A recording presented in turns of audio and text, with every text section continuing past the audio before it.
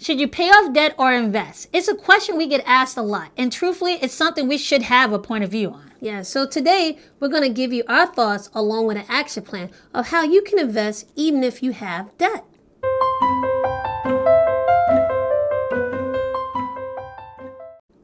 What's up, people? It's Nadia And Nicole, bringing you another installment of the Wealth Twins Show. Yes, where we give you the best tips, tricks, and inside scoops on how to build your wealth on a road to financial independence. And what does that mean, Nicole? It means we're trying to make work optional for you. AKA fire your boss. So if you like what we're doing, make sure you hit that subscribe button and the notification bell to know when we release our new videos. Yes. All right, but before we jump into this, we're going to need you to hit that like button. Because even though we do it for the love, we don't do it for the light. We do it for the love, we don't do it for the light. Success don't come overnight. Substance is over the hype. So even though we do it for the love and not for the likes, the YouTube algorithm says you got to get some likes so you can see us more often. All right, so one of the questions Shout out to Chronix, by the way. Chronix, yes. That song is hot. And sorry to our Caribbean friends. We tried our best with my Jamaican accent, but we'll stop that. We won't do it again. We promise. Yeah, we know that. Anyway, so a lot of people think that they cannot invest if they have debt. And let's be realistic. Most Americans have debt. Most. I would say, if not, most Americans have debt. So it's not really a reality to say people should stop investing just because they have debt. Yeah. Why, Nicole? Because truthfully, debt are things that you've done in the past, and investing is for your future. And we don't think that you should allow that much of your past to affect your future. Yep. Even though the market is going up and down right now, we believe it's still a great time to invest, right? So if you have debt and you feel like it's preventing you from investing, what should you do? Well, first thing we should tell them, and we always suggest this to people, we want you to get out of debt as soon as possible because we think of debt as a 4-letter word. A 4-letter word. Yep, it's a curse word, right? But we know also that all debt is not created equal. Yeah, take for example credit card debt, okay? When it comes to credit cards, you need to get rid of them as soon as you can, okay? As soon as you can. The average investor cannot get a return in the market as high as the interest that you're paying on those credit cards, right? Think about when they hit you with the credit cards at the end when you're about to decide, hey, why don't you get this store credit card? And the average credit card rate, which they don't even tell you really, is actually 17% right now. That's average. That's okay? average. So those store credit cards, you're paying like 20-something%. So we said before in a previous video that one of the easiest ways to get a return on your money is actually to save it rather than investing it. And paying off those high interest credit card debt is one way to do it. You can make 17% just by putting that money back in your pocket rather than giving it to them for a payment. Yep, sounds better to me. Put it in your pocket instead of giving to the credit card company, right? So if you want to decide which one of your credit cards you should pay off first, there's 2 ways to do it, but the one we suggest is to pay off the one with the lowest amount first. Yeah, make it easy on yourself. Yeah, it might not be the one with the highest interest rate, but it's the easiest way to give yourself a quick win and start seeing your debt come down. Yeah, especially when you're dealing with that, you need those little wins to help you keep going, okay? And if your debt is weighing you down, you can't sleep at night, you need to tackle that too before you start investing. Yes. There's no investing situation where you allow yourself to stay up at night because of debt. So it's always more important. If you're feeling that you need to stay up, take care of the debt first before you invest. All right. So if you follow those guidelines and you're at this point now, here's what you should do. We're going to teach you how you can invest at the same time you're paying off debt. Yes. So step one. Step one. Okay, when we're talking about your paycheck, we want you to first, before you even get your paycheck, before it gets to your account, we want you to invest in your job's retirement account. You're going to be using pre-tax income, right? We want you to invest in things like your 401k or et cetera, what you have. And because it's pre-tax income, it will also grow tax deferred. Yeah, and sometimes, most companies, they come with some kind of money match from your company. This is free money, something I will always take. Everybody should take free money. Free money, yes. Right? Your retirement account is a long-term investment, and it uses the power of compound interest. This is something that will definitely help you out in your future, so don't sacrifice it because of debt. Yeah, now if you have so much debt and you feel like you can't spare anything, try to spare as little as you can, and then grow it from there. You can raise the amount and put more away over time, But the thing is to get started, even if you are in debt. Yeah. If you just have like 1% you can put away or 2%, believe me, over time that will make a difference. And then you can always raise it once you pay off your debt. But the main thing is to get started. Yeah. Okay. So step 2, let's talk about using after-tax money. What would you do with after-tax money? Let's stop here for a second, okay?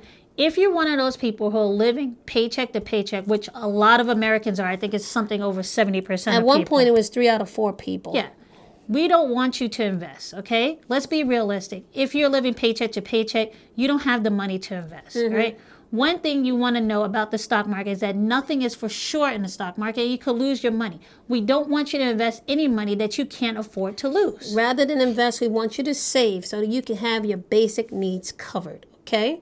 After that, we're going to show you how to split up your money. Yep. If you're one of the people who got their money in a position where they're not living paycheck to paycheck, then you can start using the guidelines that we're going to give you to start investing while you're still taking care of the rest of your needs. So, first thing we want you to do is pay all your expenses. We're talking about all your monthly expenses, things that you have a contractual obligation to pay. Yeah. Right? Now, after you pay all your bills, we want you then to take the money that you have left over. And if you should have money left over. If you don't, 1, you live in paycheck to paycheck. But 2, there's always a way to do it. We want you to lower your expenses, which we'll talk about in another video. Yeah. But right now, this is videos about how to invest when you have debt, but you do have some money on the side. So we want you to take 50% of the money you have left over after you're paying your bills, and we want you to put that into a savings account. This is for your emergency fund. Yep. And then take 30% of the remaining money that you have and use it to pay extra on your credit card debt. Yes. So the first thing when you do your fixed expenses, we want you to pay the minimum of your credit card balance. And now we want you to put an extra 30% on top of that. Yeah. And then take 10% of the remaining money and put that on the other debt that you have. And then you should actually have, I know this sounds a little complicated, you should actually have 10% remaining. We want you to invest that 10%. So let's make it a little easier for them, right? Okay. Say once you add up all your bills and you paid everything and you still have your paycheck over and you have $200 left $200. So let's talk about it. We want you to take 50% first for savings. So that's $100 we want you to put away for savings. Then we want you to take a remaining what? What we say, 30%? 30% for credit card debt, that'll be $60. Yeah. And then 10% for other debt, which will be $20. Okay. And then another 10% for investing, which is $20 that you're going to have for investing. Now, why do we suggest this? We suggest this because having a job is one of the riskiest things you can have, right? You need some money on hand to cover your basic expenses in case you lose your job. We don't want you to sit up there and say, oh, I lost my job and now I'm in a position where I can't meet my basic needs. On top of that, what if you lose your job and the market is going down? Oh, yeah. That's horrible. So the first thing you have to do is get your emergency fund set up. And we suggest that you have no less than 9 months of emergency savings. Think of this as the new baby that you're taking care of, okay? You need to have 9 months of emergency savings just to keep you afloat if something does happen. Yeah. You'll give a job a 2-week notice. They're not giving you a 2-week notice. Okay? I might give you a 2-hour notice. That's if you're lucky. If you're lucky. Yep. I've seen people get walked out with 2-minute notice. It's messed up. That's not funny, but it's real. It is real. Okay. After you have at least 9 months of savings, then I want you to follow this breakdown how you split up your money. Okay? Now we're going to do another breakdown. I want you to put 60% towards your credit card debt, 20% towards other debt, 10% savings, 10% investing. Now we have moved up so that we are now concentrating on getting that debt down, right? We have our savings now, and we have whatever debt we have is now a priority to start throwing all the money we can out of it. Okay? Now I know we throw a lot of percentages at you guys, and a lot of you are like, oh, I haven't done math in years. I'm going to make it easier on you. Take the number that you have, the amount of money that you have left over, plug it into your phone. So it'll be the money, hit the multiplication sign, and then hit it by the percentage that we told you to do. So if you said 20%, type in 20, and then hit the percentage sign. So we say 200 times 20 with the percent sign. Hit the percent sign. That will give you the numbers that we're talking about. Yeah, it makes it very simple. You don't have to try to do the math in your head. Everybody has a calculator. I know. And with these percentages that we're giving you and telling you how to break down your check, is so that you can invest, save, and pay off debt all at the same time. But you are making paying off debt a priority. Yep. Okay? So with that, I want to talk to you about, what we're doing once you decide, you made debt a priority, you made also that you're saving. Okay, so we have one of the kitties in the room. Yes. My little one is out from Hi. school because she's sick today. But I want to let you guys know we preach the same thing to our kids, so start them young. Yeah, start them young and make sure they know. Try not to get them, tell them, no debt. That's the best thing you can tell your kids. Try to get whatever you need without being in debt. Okay? Yeah, and believe me, we preach this to them. Okay, so back from that interruption. All right, so you might be asking why don't I use the extra money I have now to pay down my debt more before I start investing, right?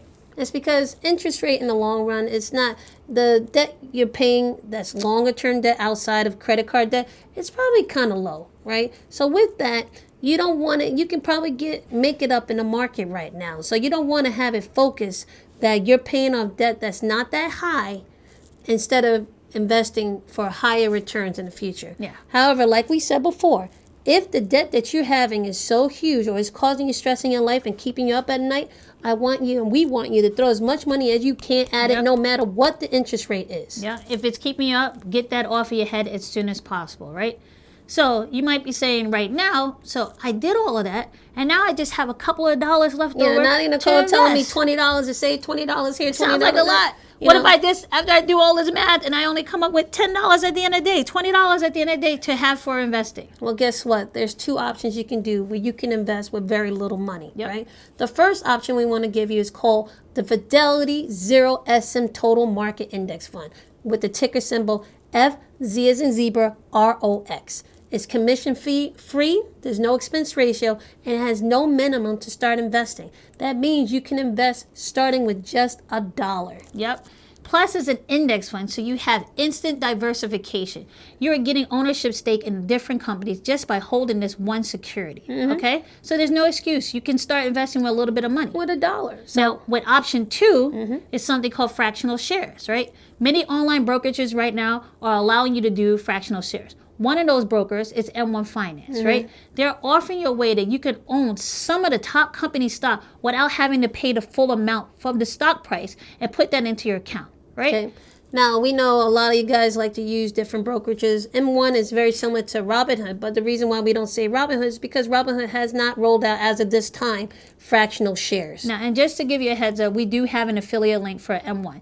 If you do use it, we get a little commission off it, and then you win too. So it's a win-win for everyone. Yeah, it doesn't affect you, but it just gives, it's just an affiliate link, which we'll have down at the bottom. And you have if you don't want to, you don't have to use it, all right? No problem. But in terms of fractional shares, what do we mean by fractional shares? Let's give an example. Yep. Right now, Amazon is trading around $1,900 as of right now. So if you were using a broker that offers you fractional shares, you can actually then buy a piece of an Amazon share for like $10. You won't own a whole share, but you own a fraction or a part of a share that will still entitle you to everything that a full share owner is entitled to. Right, so let me just break it down in fractional shares for you. Say you have $10 and it costs $1,900 to buy the full share. What they'll do is pull your money together with other people who want to buy the same stock. They'll go out into the market, buy it, and then they'll divvy up the percentage of the stock into your accounts based on what you put in, right? It's an easy way to get in there, and just saying if you spend $100, you can get a percentage of some 5 big name companies. Okay? Yeah, fractional shares are actually used for the most well-known companies that have a huge amount of shares outstanding. So you can get, say, with $100, you can actually get ownership in some of the biggest names that you know of for very little money. So that, again, is diversification without little money. Yeah, and if you guys want to learn more about fractional shares, leave a note in the comment section, and we'll probably come with a video about that one of these days, because I think it's very interesting, and I think a lot of people don't really do fractional shares. And actually it allows a lot of people who were not able to get into the market. This is a great time. It's allowing people without a lot of money and without a lot of time with that index fund that we talked about, the Fidelity Index Fund, and also with fractional shares in general. Everybody can invest. Yeah, it's better to have a piece of something than none of something. And also get you started on investing in general. You can look at these and figure out how your portfolio is going, and then you start investing more and more, and it gets you excited to actually start investing more. Yeah. So if you guys want to start investing and you're still in debt, use the guidelines we gave you about how to use your extra money to continue to get out of debt and start investing at the same time. Or you can become really ambitious and set a goal and a date to pay off the debt in record time.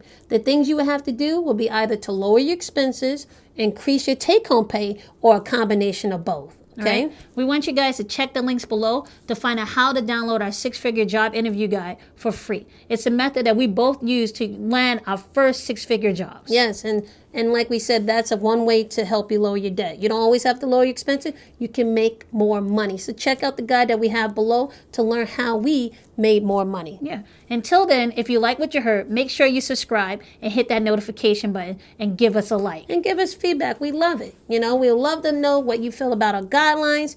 Drop us a note. We love hearing from you guys. Our email is contact@wealthtwins.com. And as always, remember, your manners will take you further than your money. And be sure to be on the lookout for our next video where we talk about what to do in a hectic market. All right. See you in the next video, guys. See ya.